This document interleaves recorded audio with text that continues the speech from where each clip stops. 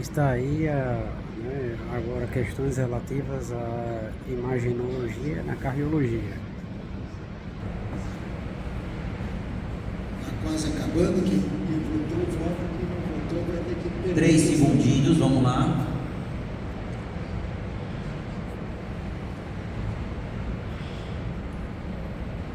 A alternativa C é a mais votada, mas também com alguns votos na alternativa A e B.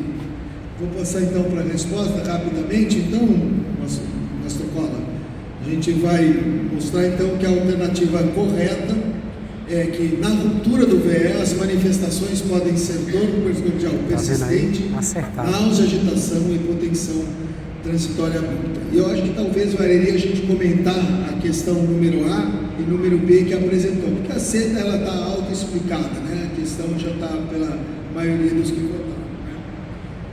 Alguns dos debatedores nossos querem fazer algum comentário.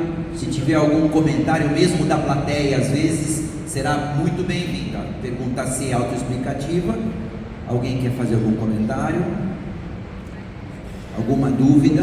Por favor, rápido, vamos lá. Me chamo Eriegli, sou de João Pessoa. Gostaria de saber se o caso em questão, professor, estaria relacionado ao que a imagem estava pressupondo no momento do exame, ou se apenas foi para fazer a alusão e a concordância com a pergunta. Sim, eu acredito que a formulação do colega que fez, ele falou que era em relação ao caso que a gente teve mesmo.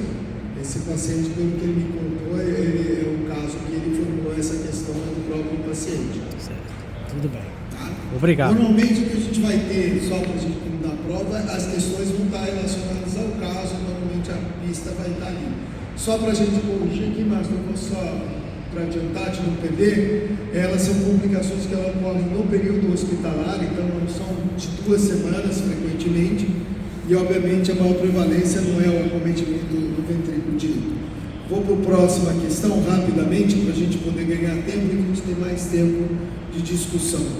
Esse outro caso, o segundo caso que a gente tem, um senhor de 80 anos, quadro de dispneia progressiva, dor torácica a pequenos esforços, exame ictus desviado, localizado no 6º espaço intercostal esquerdo, sopro sistólico em 3 cruz em 6 em foco aórtico com redução da hipofonese da segunda bolha.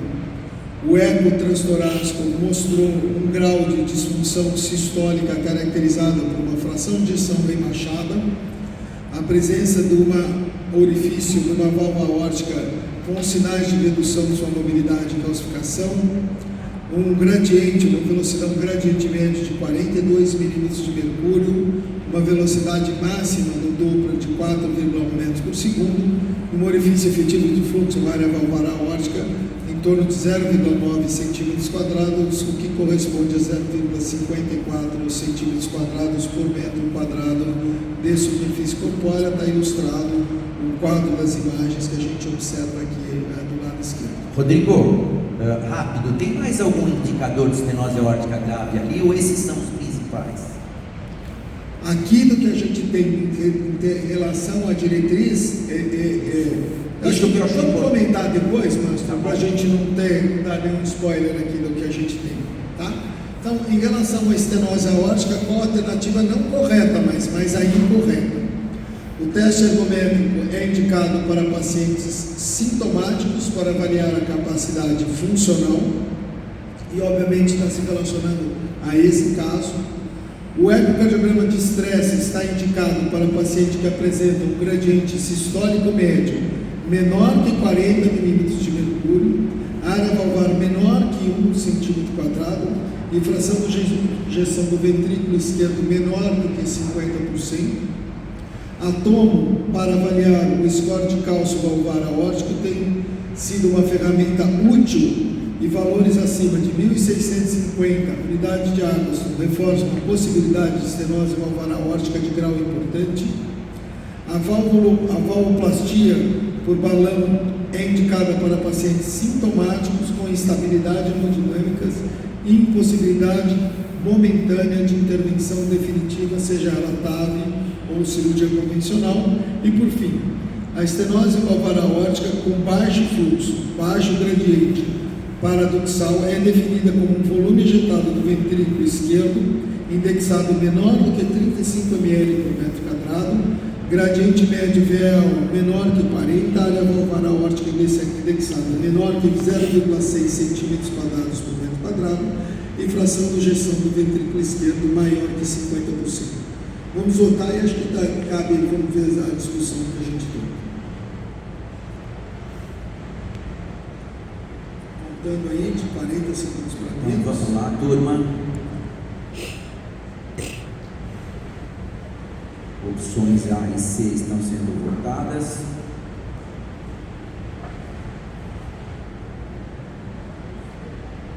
Tem muito ergometrista na sala.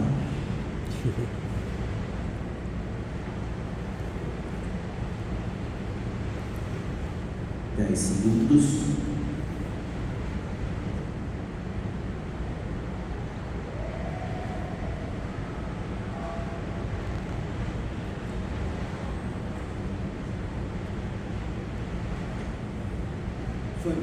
Ok, terminamos. A gente teve a esmagadora maioria com a questão da resposta número 1, né? E a gente teve acho que duas outras alternativas foram colocadas. A resposta aqui é errada, né? No paciente com estenose aórtica é um paciente D1.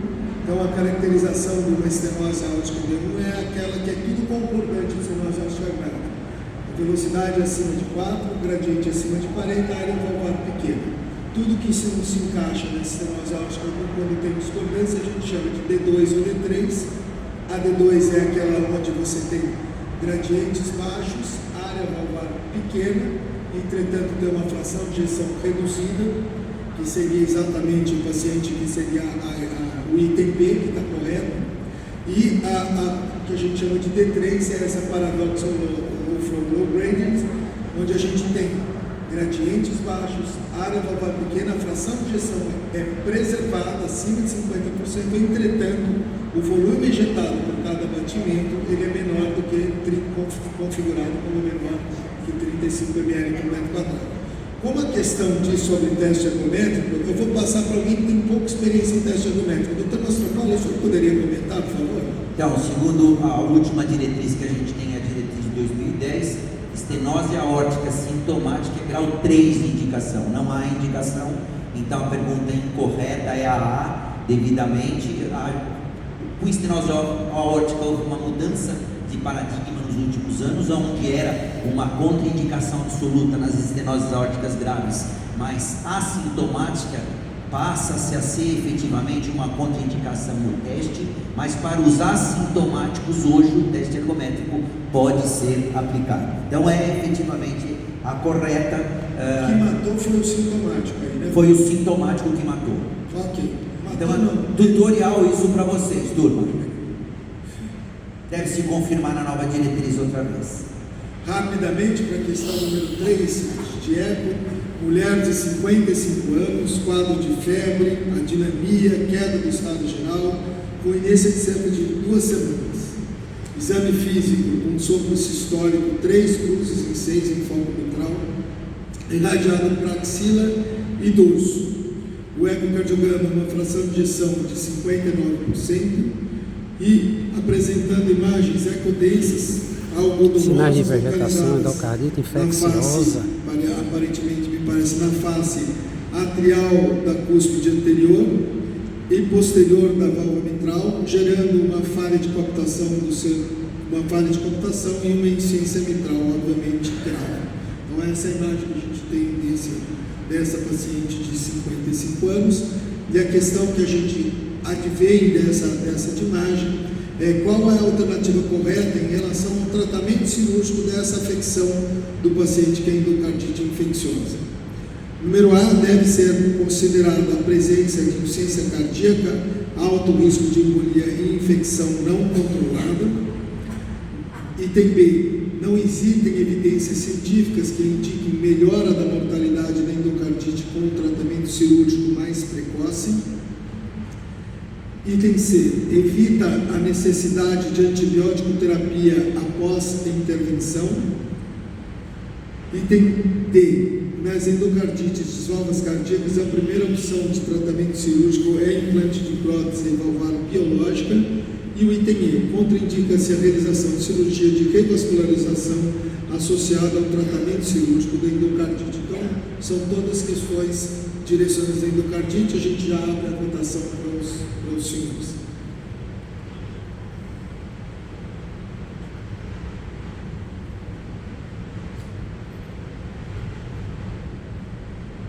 Vamos lá, turma. 25 segundos.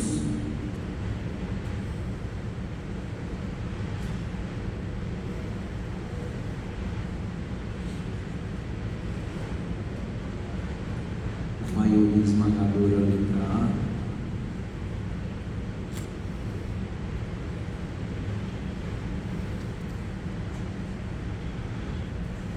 Ok. Encerrado, vamos lá, Rô. Encerrada a questão, praticamente quase uma Praticamente unanimidade, todos, né? Questão péssima, assim, né, mano? Oi? Questão muito ruim, não diferencia. Ou a questão é muito fácil, ou ela está muito intuitiva. Exatamente. De qualquer maneira. Mas só para a gente destacar, né, que a outra alternativa, a gente tem evidências hoje que quanto mais precoce se trata e se intervém nas válvulas doentes, melhora o potencial de tratamento, os efeitos deletérios da endocardite, né? Obviamente de passar. Vamos passar então rapidamente então para a questão de cintilografia da medicina nuclear. Aqui parece ser uma questão mais técnica que a gente tem. Então, você tem um paciente com bloqueio de ramo esquerdo, a indicação do estresse farmacológico com vasodilatador na isquemia pela cintilografia, no bloqueio de ramo esquerdo, devemos indicar o estresse farmacológico com vasodilatador na pesquisa de cintilografia, pela cintilografia. Então isso é uma prática clínica do dia de consultório de vocês. BRE pede cintilografia. Bloqueio do ramo esquerdo. O que eu peço? Por que eu peço? Exatamente. Pede por quê? Para se evitar os resultados denominados falso positivos na parede interoceptal quando se realiza o teste de esforço.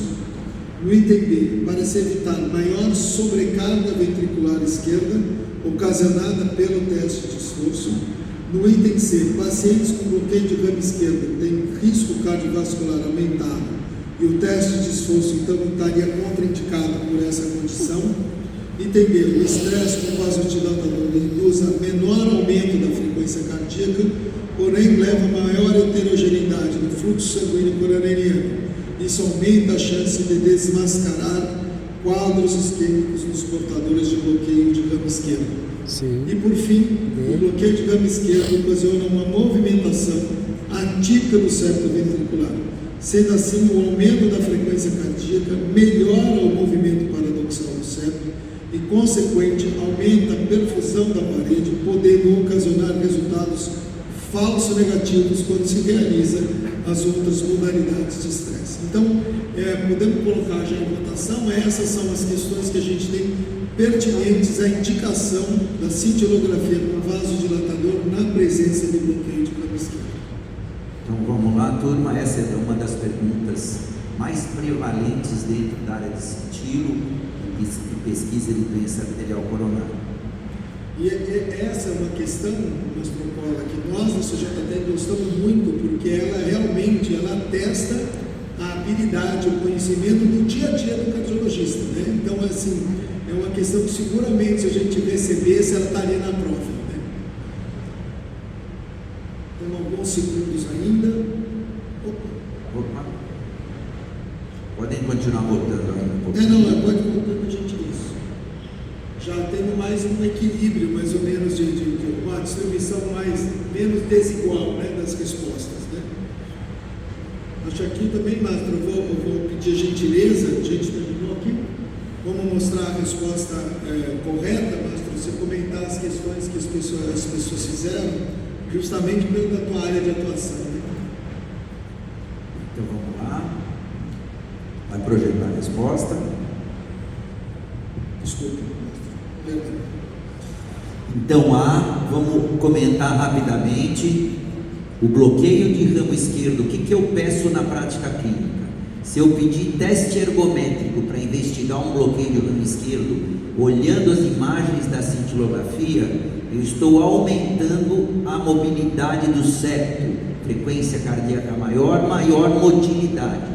Com isso existem várias teorias, mas eu posso fazer compressão extrínseca das arteríolas que irrigam o septo, e eu posso ter uma distribuição não homogênea do radiotraçador. Então, bloqueio do ramo esquerdo pode ocasionar alterações na parede, na região septal, parede anteroseptal, região septal. E essas alterações podem não expressar a isquemia por obstrução coronária. Então, esta é a resposta. Se eu fizer o estresse farmacológico, eu não aumento o consumo de oxigênio miocárdio, eu não aumento a frequência cardíaca significativamente, eu não tenho este efeito de poder produzir estas alterações. Mesmo assim, por vezes acontece, e esse é um achado da prática clínica. Mas o key point aqui é, eu peço prova farmacológica com dipridamol ou adenosina na presença do bloqueio do ramo esquerdo. Quem votou o estresse com vasodilatador induz menor aumento de frequência cardíaca? Foi a outra opção, não foi, Rodrigo? A D? Foi que votaram, né? Foi Acho que vale a pena o senhor comentar o que tem de errado em cada uma das outras. Tá, ok. Para evitar maior sobrecarga ventricular esquerda ocasionada pelo teste, não existe sobrecarga ventricular esquerda. Pacientes com BRD têm um risco cardiovascular aumentado e o teste está contraindicado. De maneira nenhuma, o teste tem outras variáveis para serem avaliadas. O estresse com vasodilatador induz a menor aumento da frequência cardíaca, é verdade, porém leva a uma maior heterogeneidade de fluxo sanguíneo coronário, não é verdade. Isto aumenta a chance de desmascarar quadros isquêmicos em portadores de BRE. Já estava explicado o porquê que essa pergunta não era correta. E o BRE ocasiona movimentação atípica, é verdade. Sendo assim, o aumento da frequência cardíaca melhora o movimento paradoxal. Não é verdade, ele piora o movimento paradoxal e, consequentemente, aumenta a perfusão. Não é verdade também, com resultados então falsos positivos. Eu acho que é isso. Quer complementar alguém? Alguns colegas? Vamos passar para a próxima então. A próxima questão a gente vai falar um pouquinho sobre imagem, tomografia e ressonância. Elas podem aparecer, normalmente elas vão estar. Se a gente tiver que apostar, a tomografia vai aparecer na horta e a ressonância vai aparecer nas questões dos miocardites. Só com a questão spoiler de prova, né? A gente não fez as questões, mas deve ser por aqui. E aqui a gente tem uma questão exatamente do rol das aortopatias, das doenças aórticas. É uma questão que foi feita o ano passado na prova. Um rapaz de 25 anos, com um diagnóstico de Marfan, tratamento de hipertensão arterial sistêmica, um angiotoma apresentado aqui no lado direito da tela, onde se detectou a presença dessa alteração que a gente observa aqui. Assinale a alternativa que contém a indicação de intervenção em casos, se é que corresponde a esse paciente, aneurisma de aorta torácica. Então, uma tomografia de tórax, a gente obviamente sabe, o A e D é ascendente, o D é descendente, mas acho que até é dispensável para a gente falar. Então, a indicação de intervenção desse caso seria a cirurgia recomendada para pacientes com síndrome de Marfan com aneurisma de aorta ascendente ou diâmetros acima de 50 milímetros. Pacientes submetidos a reparo ou troca valvar devem ser considerados para reparo concomitante da raiz de aorta e substituição da aorta ascendente quando o diâmetro máximo da aorta fosse acima de 50 milímetros. Cirurgia é indicada para pacientes com síndrome de Marfan com diâmetro de aorta ascendente maior que 55 na presença de fatores de risco adicionais. Em pacientes com síndrome de Marfan, a intervenção é indicada com diâmetro de aorta ascendente acima de 37 na presença de coartação da aorta. E por fim, quando a intervenção está indicada na síndrome de Marfan, o reparo endovascular deve ser a técnica preferida. Vamos então colocar para votação essas alternativas sobre o tratamento desse paciente que tinha essa anormalidade na tomografia.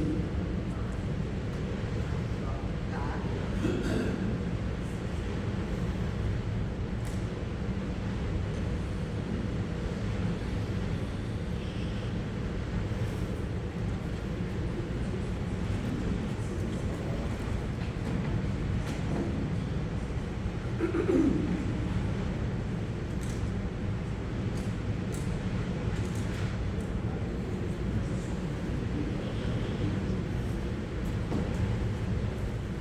uma distribuição mais desse uma escadinha que está vendo, né? De maior para o menor, né?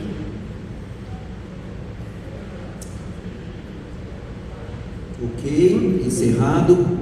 Vamos lá então ver as respostas. Eu vou comentar, mas acho que não tem ninguém aqui Ninguém da turma aqui, mas você pode comentar, o caso é teu. Então, essa aqui, ela está muito bem relacionada com a diretriz de intervenção na Marfan, né? O Marfan, realmente, a indicação tipo assim, aneurisma de órgão ascendente acima de 50 milímetros e na concomitância da necessidade de outra cirurgia é 45 que a gente tem hoje.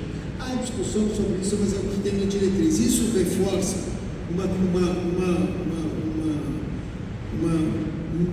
um jeito que a gente usa na CJTEC. Todas as questões, elas estão fundamentadas, não existe nenhuma questão da prova que não esteja fundamentada nas referências. Então não adianta você recorrer porque saiu agora um artigo no New England. Então se a referência nossa é o Brown, que são as diretrizes da SBC, e o livro texto da SBC, não adianta, mesmo que tenha alguma coisa mais nova, a gente tem que evitar que tenha diferente, ela não pode ser aceita como recurso. O que vale, como no jogo de bicho, é o que está escrito na diretriz. E essa questão, ela vem exatamente bem dentro dessa situação, por isso que a gente teve essa situação. Vou para a última questão, Márcio, para a gente Você poder... não acha que valia a pena comentar o que tem de erro nas demais para eles? Eu acho útil. Não sei a primeira a gente justificou, reparo de válvula aórtica é acima de 45, tá? Na segunda, não é acima de 55, vamos dizer, ela se contrapõe à primeira questão, então A e B não se contrapõem.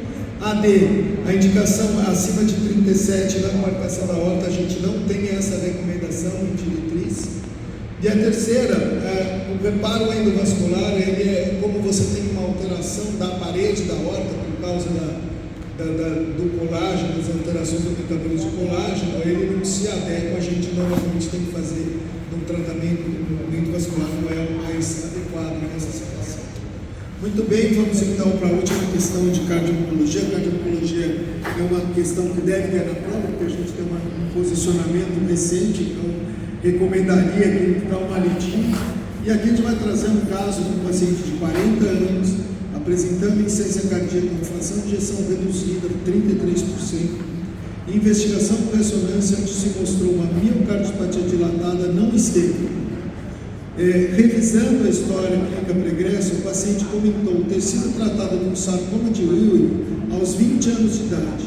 Tratado na época com antraciclina, ele tem 20 anos de tratamento. Teve critério de cura do câncer e recebeu a alta de acompanhamento oncológico há mais de 10 anos. Qual é a afirmativa correta para esse paciente, então, que agora tem tratamento do sarcoma, vem com um quadro de insuficiência cardíaca com fração de ejeção reduzida? A cardiotoxicidade após a antraciclina está afastada devido à cura do câncer. Item B, não se deve atribuir à quimioterapia o quadro de insuficiência cardíaca, dada a longa lacuna temporal entre o tratamento oncológico e o início dos sintomas cardiológicos. Item C, IC por antraciclina pode ocorrer décadas após o tratamento. Item D, a cardiopatia isquêmica é a principal hipótese neste caso, deste paciente.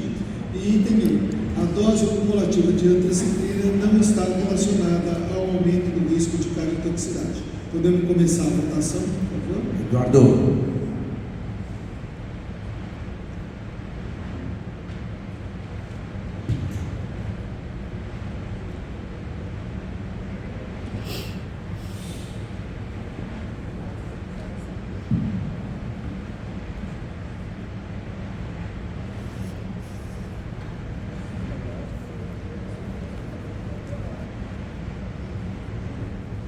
Em seguida, o nosso tutor, o doutor Eduardo, ele vai comentar as respostas assim que nós tivermos a resposta correta. Vamos lá, 5 segundos. Também a letra C na frente.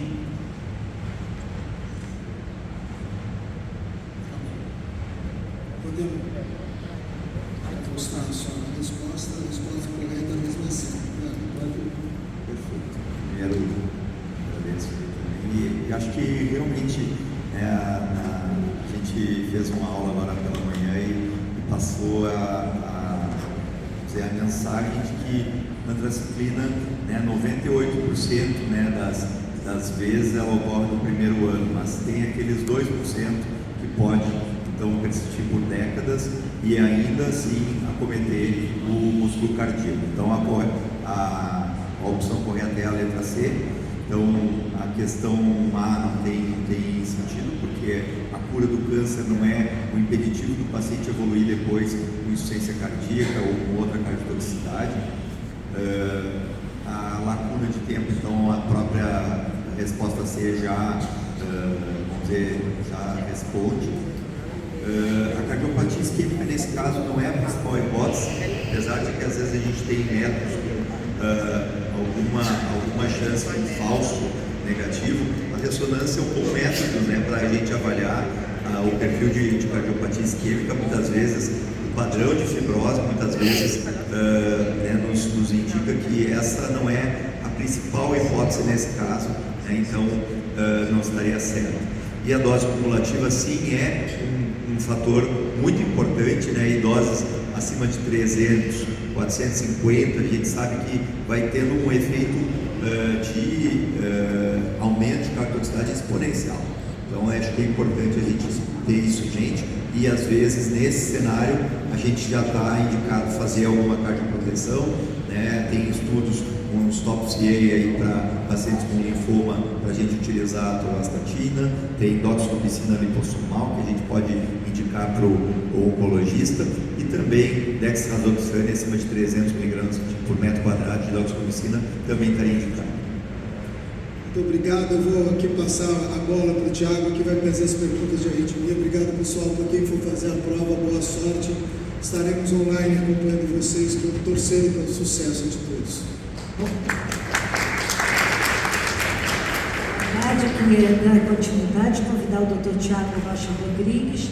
Dr. Thiago é especialista em cardiologia pelo MEC e STC, proficiência em arritmia clínica pela SOBRAC, mestrado em medicina interna pela Universidade Federal de Minas Gerais, membro do Serviço de Arritmia e Eletrofisiologia do Hospital Vinícius Roxo, e vai apresentar as questões. Eu gostaria de chamar para sentar aqui junto com a gente os nossos deputados Luiz Eduardo Camanho, Antônio Amorim e Leonardo Martins, para ficarem sentados aqui para debater as questões. Obrigada. Bom, boa tarde, obrigado, Silvia, vamos lá. Então, meu tópico então são taquiarritmias, síncopes, bradiarritmias e dispositivos cardíacos eletrônicos implantados. Primeiro caso, um rapaz de 17 anos, considerado epiléptico refratário e com uma história familiar de 6 mortes súbitas precoces na família da mãe. Episódios ele tinha...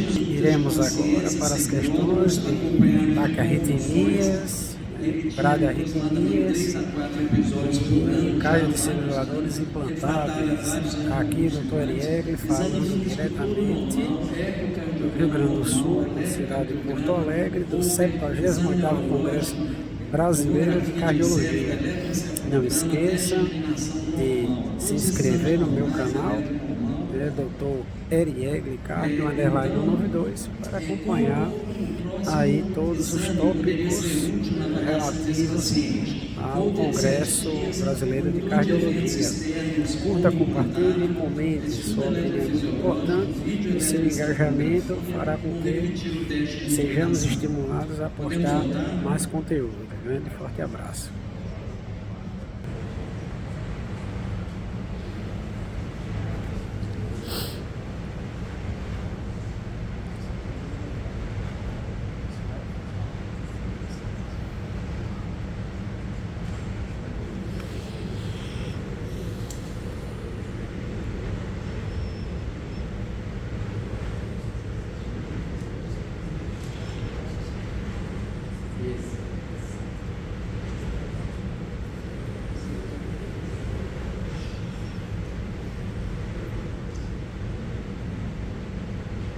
Pronto, votação terminada. Alguém quer comentar? Camanho, Silvia?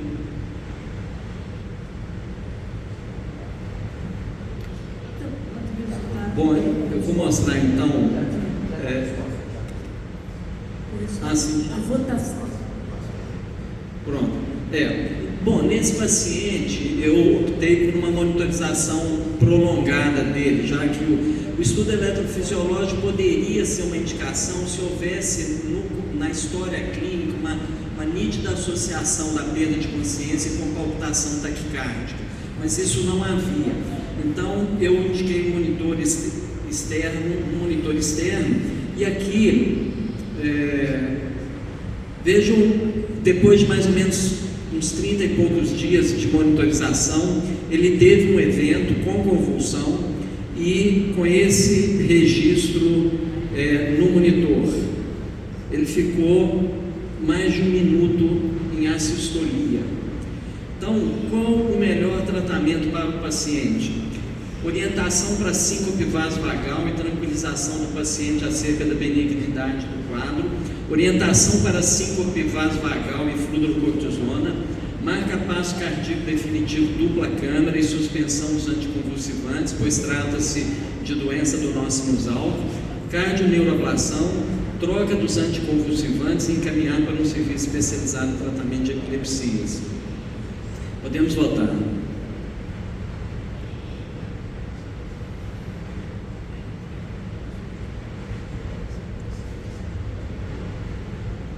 Lembrem que ele tinha uma história familiar de 6 mortes súbitas na família, da mãe, precoces, com menos de 45 anos de idade.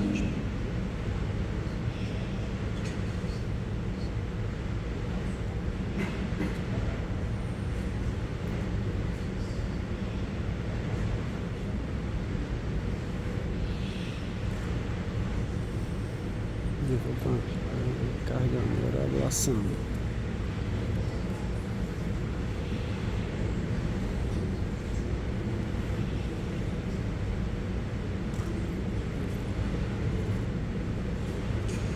Bom, a maioria aí acertou, né? Quer comentar, Silvio? Vou passar para os colegas debatedores, o deputado Antônio, para comentarem a opinião deles. Se comentar, eu acho que vale a pena a gente dizer por que as outras estariam erradas. Comentar questão por questão. Pode começar. Você não tem o elétrico base, né, Tiago? Não tem o elétrico base. O elétrico basal. Ele está fazendo essas pausas. Esse paciente tinha todos os exames normais, ecocardiograma, Holter, eletrocardiograma sem nenhuma manifestação de canalopatia, teste de romero normal, não tinha nada de TV catecolamínérgica, todos os exames normais. E uma frequência de desmaios com convulsões, e aquele exame foi um monitor de eventos que já tinha um pouco mais de 30 dias de monitorização. A história clínica dele, a clínica do... Era de desmaios, perdas súbitas de consciência sem com pródromos, convulsões. Sem pródromos. E história familiar de morte súbita. Pessoalmente, eu acho que a resposta talvez mais, concordo que a C é a resposta mais politicamente correta, não é por questão de politicamente correta, que a gente tem evidência e diretriz. Mas acho que essa resposta, por exemplo, cardioneuroablação não é uma coisa afastada para esse doente, é que isso não está na diretriz ainda.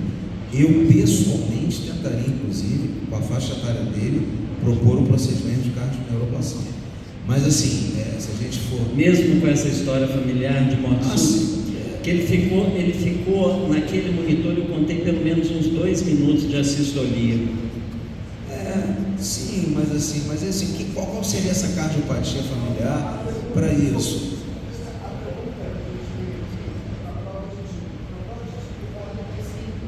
Exatamente. Não, eu sei disso.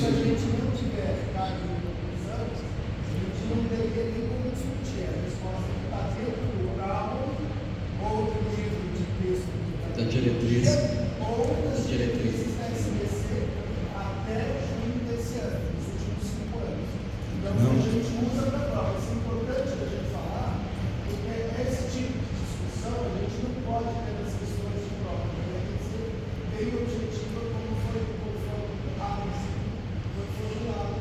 Então, assim, é por isso que eu comecei a minha fala dizendo que era C porque é o que está em diretriz. O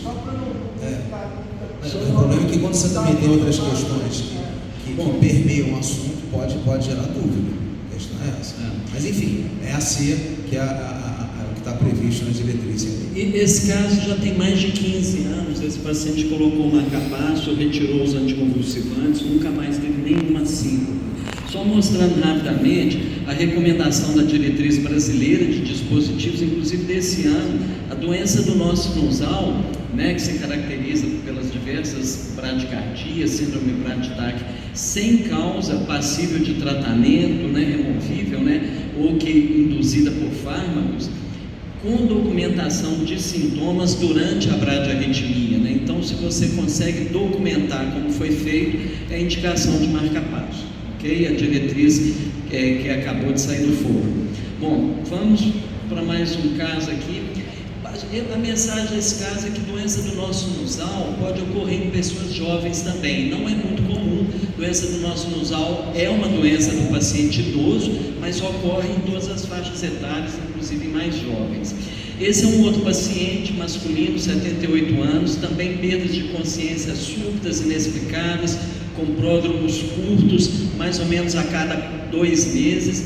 Esse paciente, ele também fez pôs no monitor de eventos externos. Após 40 dias de monitorização, ele teve uma síncope com esse registro do eletrocardiograma, tá? Ele fez essa sistolia, tá? A pergunta aqui não é sobre indicação de marca-passo, nós já vimos isso. O paciente idoso tem síncope, documentado a concomitância da síncope com a bradiarritmia, tem indicação de marca-passo. A pergunta aqui é sobre o tipo de marca-passo que nós vamos indicar, tá?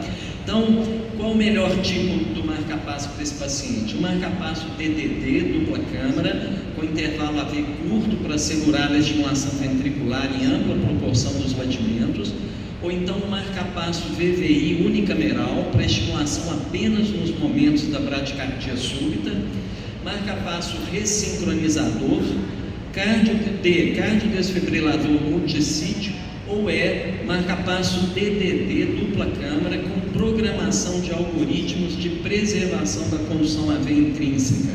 Podemos iniciar a votação?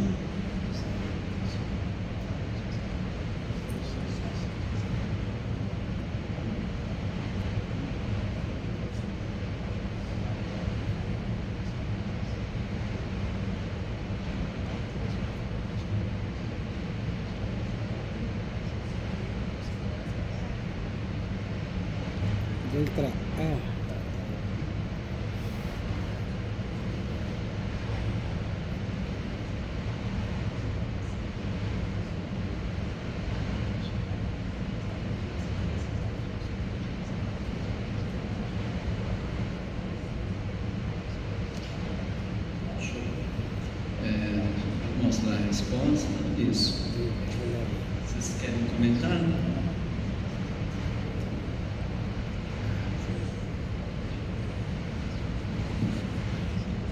Eu acho que essa aqui, inquestionavelmente, essa nós concordamos, né? Não, isso aqui não tem discussão, é a letra E, porque a gente está falando de uma. Isso aí está previsto na nossa diretriz de 2023, é uma disfunção sinusal, portanto, é um marca-passo dupla câmara, com algoritmos de preservação da condição AV, a fim de minimizar a estimulação ventricular direita e minimizar uma possível disfunção ventricular induzida pelo marca-passo.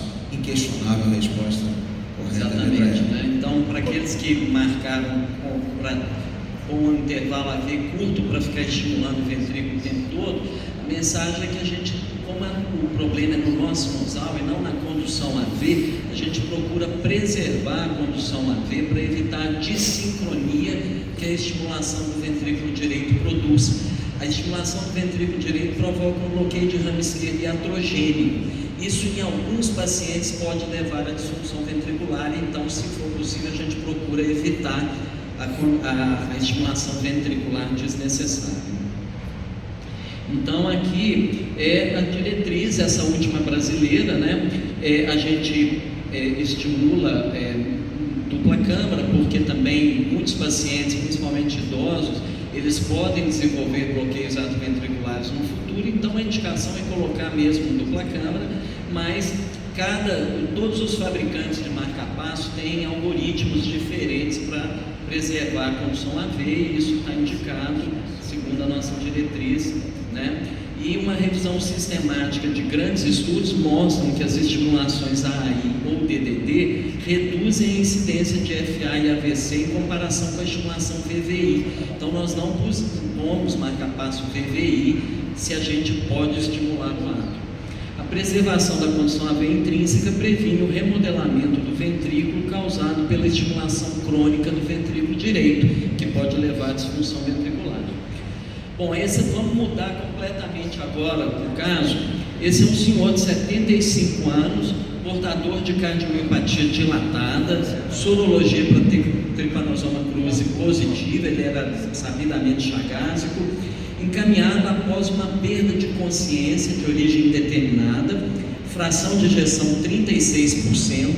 Esse paciente ele já foi internado no nosso serviço com uma guia para implante de marca-passo.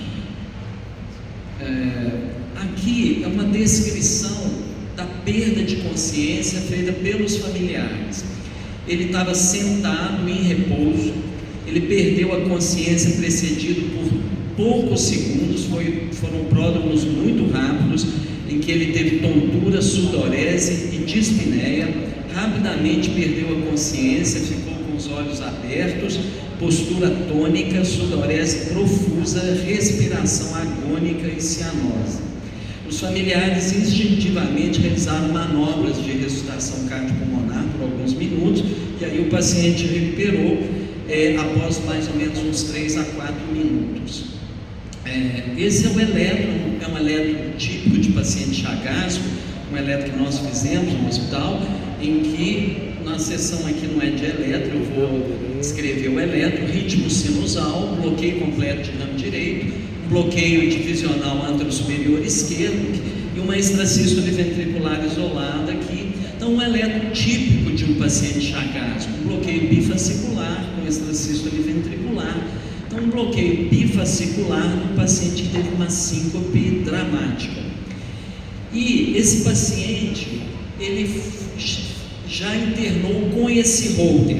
Isso eu só desse holter eu trouxe só esse traçado, que é o que é de mais relevante no holter desse paciente. E eu vou descrever também o resultado desse holter, que está aqui. Ele tem ele está vindo com ele está na vigília, não está dormindo. Ele está com uma frequência sinusal de 90, ou seja, existe algum estímulo simpático, e de repente ele faz um bloqueio 2:1 súbito, e esse bloqueio já se inicia sem nenhum alongamento do intervalo PR antes e depois do bloqueio, ou seja, é um BAV 2:1 avançado que já se inicia em um MOBITS tipo 2, ok? Então, paciente chagásico, síncope, bloqueio bifascicular, mais um BAV MOBITS tipo 2 súbito, o que configura o que a gente chama de um bloqueio trifascicular. Então, vamos à pergunta: qual o próximo passo na conduta desse paciente? Realizar um estudo eletrofisiológico, implante de marca-passo sem outros exames, pois o BAV MOBITS tipo 2 com QRS largo infere bloqueio infranodal AV e é de prognóstico ruim sem marca-passo. Implante de um ressincronizador, uma vez que o paciente tem fração de ejeção reduzida e o marca-passo convencional pode agravar a disfunção VE, ou implante de um cardiodesfibrilador multissítio para tratamento de bradicardia, insuficiência cardíaca e taquicardia, uma possível taquicardia ventricular. Essa pergunta é mais difícil. Vamos voltar? Podemos voltar?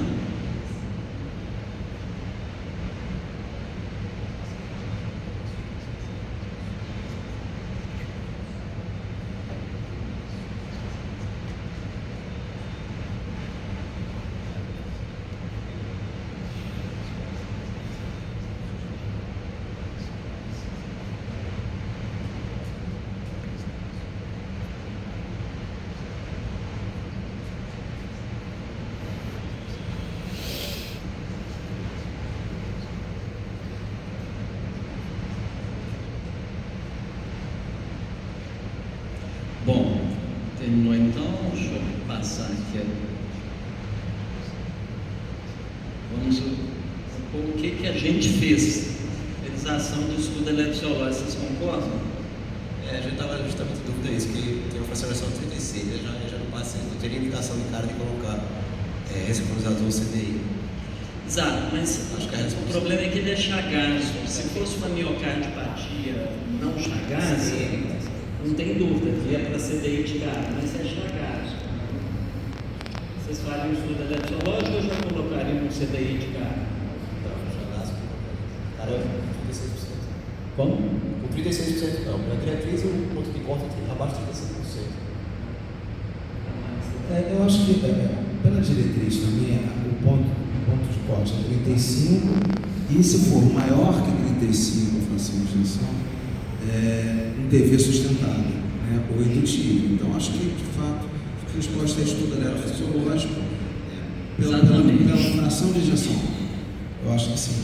Então, vamos lá. O problema é que a gente, no chagásico, por exemplo, ressincronizador no chagásico, a diretriz fala só se for bloqueio de rama esquerda, que é um BRD, e esse paciente tinha uma disfunção de BD importante, um BD muito dilatado, então não era o caso. Mas nós fizemos o estudo eletrofisiológico. Aqui, o intervalo HV um pouco aumentado, mas não tanto, 66 milissegundos, acima de 70 a gente já consideraria, né, para marca-passo, mas na hora que estimulou com 400 milissegundos, ele bloqueou infraiciano. Então isso corrobora a indicação de marca-passo, mas vejam que na estimulação ventricular programada, com 3 extra-estímulos, induziu uma TV monomórfica sustentada. Aqui é a evolução dessa TV, com repetição hemodinâmica, ele teve que ser cardiovertido. O tratamento desse paciente foi meldarona, todo o tratamento da insuficiência cardíaca, e nós implantamos um CDI. No primeiro, aqui o registro, aqui no primeiro ano, esse paciente, esse aqui é um registro de um ataque cardíaco ventricular, está um pouco apagado, mas aqui na seta, não sei se está aparecendo na seta, o segundo canal é do ventrículo, tem mais ventrículo do que átrio, isso significa que é um ataque cardíaco ventricular, e aqui o paciente tomou um choque e ele teve 8 acionamentos do CDI no primeiro ano.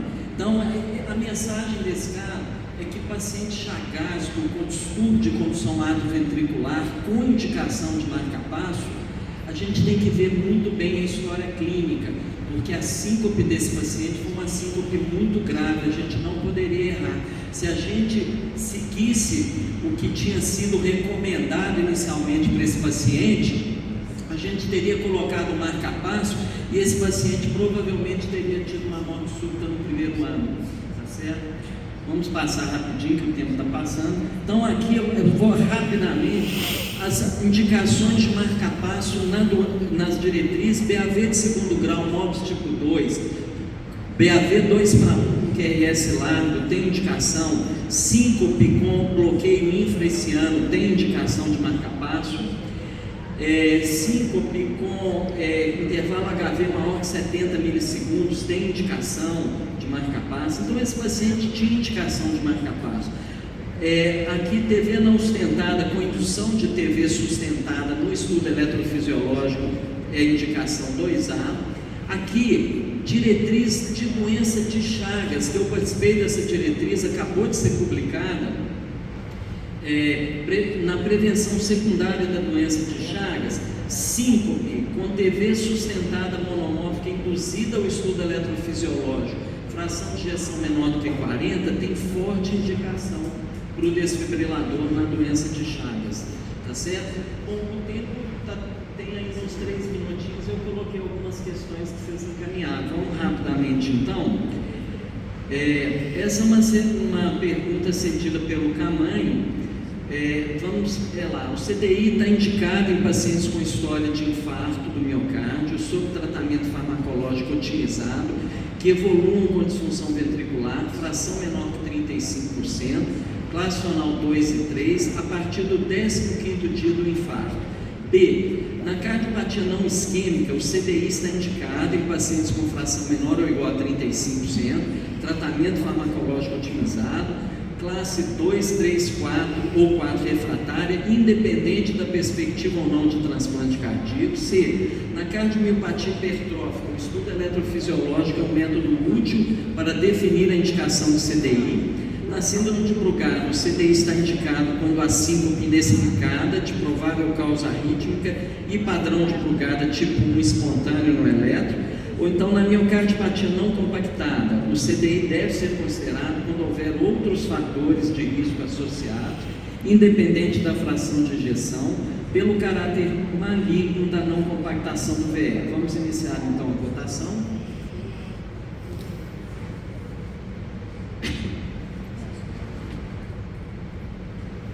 Camães, você comenta as perguntas?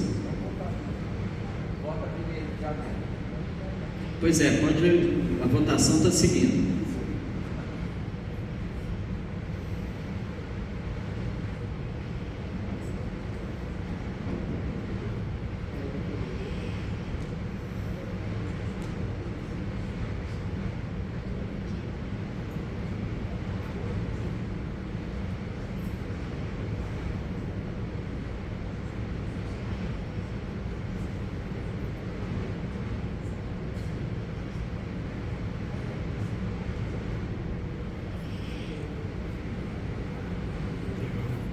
Na B.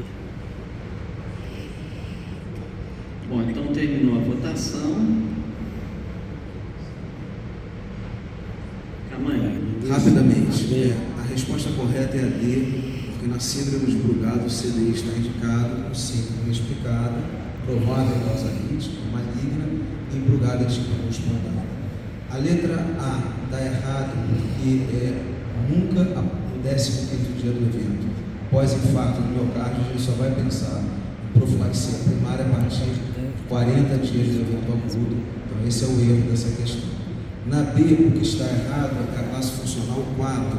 O risco de classe funcional 4, sem previsibilidade de transplante cardíaco ou implante dispositivo, está contraindicado o CDI. Na C, o estudo eletrofisiológico é classe 3 pela nossa diretriz, para estratificar risco de morte súbita e cardiomiopatia hipertrófica. Portanto, é contraindicado o CDI para estratificação de risco. E na letra E, o que está errado é que o que dita a indicação pela nossa diretriz agora de 23, a miocardiopatia não compactada, é a fração de ejeção abaixo de 35. A não compactação não tem força para indicar o CDI, tem que ser realmente fração de ejeção menor que 35%. Ok, então rapidinho eu vou pular uma outra questão que o Camães encaminhou para a gente. Peraí, só um minutinho. Vamos agora para uma questão sucedida pelo Dr. Luiz. Peraí, deixa eu pular essa aqui. Eu vou pular uma questão enviada pela doutora Silvia. Com relação às indicações de atuação. Oi? Ixi, eu já não. Então eu acho que tem uma outra da Silvia aqui, peraí. Bom, então outra. Tem uma outra da Silvia que eu vou mandar só uma de cada um de vocês por causa do tempo.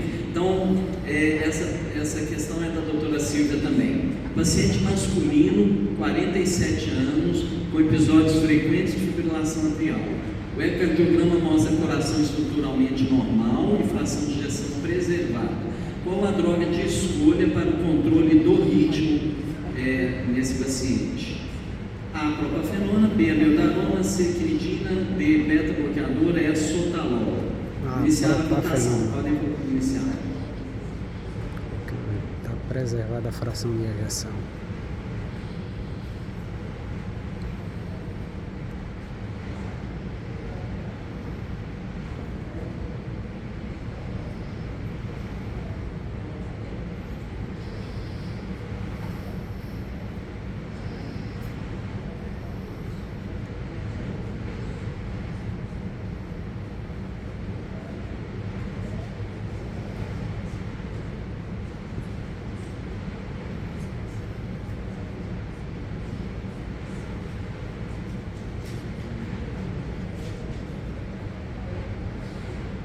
Então vamos lá, Silvia, você A comenta? resposta correta é a propafenona, porque o coração é estruturalmente normal. O que tem de errado? A amiodarona, em função dos efeitos colaterais como primeira linha de escolha em pacientes com coração estruturalmente normal. A quinidina já está abandonada, não está mais no livro. O beta-bloqueador não serve para controlar ritmo, só serve para controlar frequência. E o sotalol dos antiarrítmicos, ele é menos eficaz que as demais drogas, seria uma segunda escolha, mas não, ele é uma classe 2 em vez de uma classe 1. E recentemente a última diretriz europeia de fibrilação rebaixou o sotalol para 2,5. Nem falei a diretriz, falei no livro texto que já diz que ela é. Então vamos lá. Então agora vamos para mais uma. Terminou? Tá. Não dá só mais uma para o Antônio? Rapidinho, um minutinho que eu ando para o Antônio aí. Rapidinho. Última pergunta. Em relação à indicação de marca-passo definitivo, podemos afirmar que está indicado nos seguintes casos: A.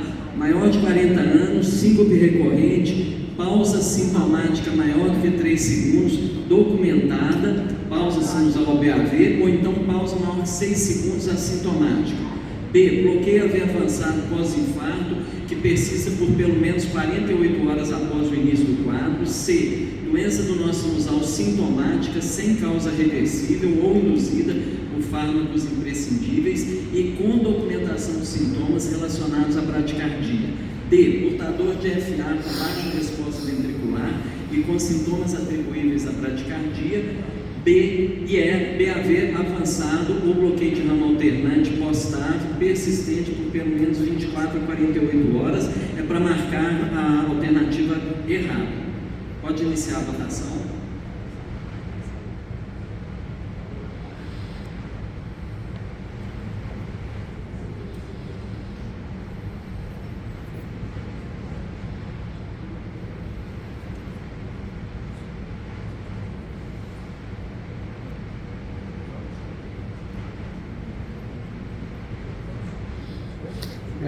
Só até 5 dias se espera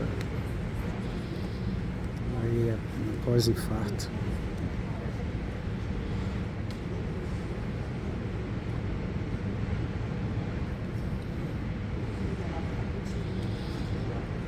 Então vamos lá, vai encerrar então a sessão. Então vamos lá, pessoal. Todas as outras alternativas estão corretas, tá? Estou vendo que vocês prestaram atenção na aula mais cedo, então isso cai demais. A gente sabe que o infarto no miocárdio pode evoluir com bloqueio ventricular avançado. De acordo com a diretriz, a gente tem que esperar um prazo de pelo menos 5 dias para implantar esse marca-passo, porque alguns desses casos são reversíveis. Portanto, é errada a letra B, que fala que são 48 horas. Ok. Tá bom. Muito obrigado, gente.